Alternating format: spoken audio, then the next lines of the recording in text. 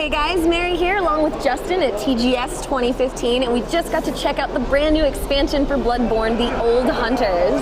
Yeah, so they're showing off the new expansion for the game here, and I think the main crux of it was focusing on the new weapons. So there are 3 new weapons that we got to try with this expansion. One was a whip, a bow and arrow, and a kind of a bladed weapon that's a mix of a chainsaw and a sword. Looks like it was devised by Cliffy B That's and put in this awesome. game.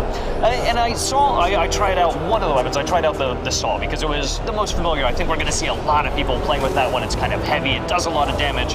But some of the more interesting ways that you can use the lighter weapons were the bow and arrow and the whip. It's always fascinating to see how Bloodborne does ranged weapons. You don't see a lot of that. When you do, it's typically in a gun. So to see a bow and arrow is really fascinating. So tell me a little bit about that and then the trick mode of that weapon. So the bow itself lets you do some long-range attacks. It seems like it does a little bit more damage at a longer range than a gun, which is something that I feel like Bloodborne was missing.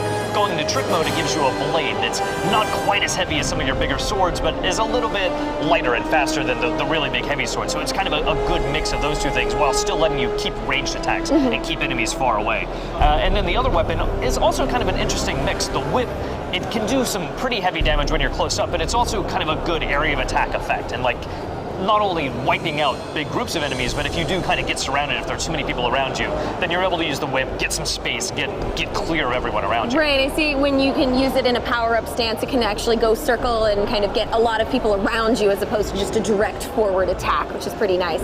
Now, a lot of times in the Bloodborne games, they're known for having these large, open, expansive worlds. We can kind of pick the direction you want to go, but in this demo, it seems like they kind of had a set path for you to go, and where did it lead you? So this one might have been set up just for this demo, though. I don't know if this is actually a final part of the game, but of course, it's going to lead to a boss. We got to try out that same amalgamation of like weird, creepy heads and horse-dog body that you expect in a Bloodborne level, and of course, he lives in a big pool of blood, so you're running around, just blood is shooting up everywhere as he comes and raises his hand down to smack you. Oh, it's absolutely disgusting. And you have that close-up on the faces, like, they just get those faces that make you kind of sick to your stomach so well. In that really awesome way, Bloodborne's known for invoking a sense of dread and disgust, but you just keep going at it. So in terms of the difficulty level, about the same level we would expect so from for a me, Bloodborne game? it's been a little while since I played Bloodborne, so it was definitely hard getting back into it, but yeah, the difficulty level is definitely where you'd expect it to be for these kind of games, and especially trying out some Dark Souls earlier this week, it's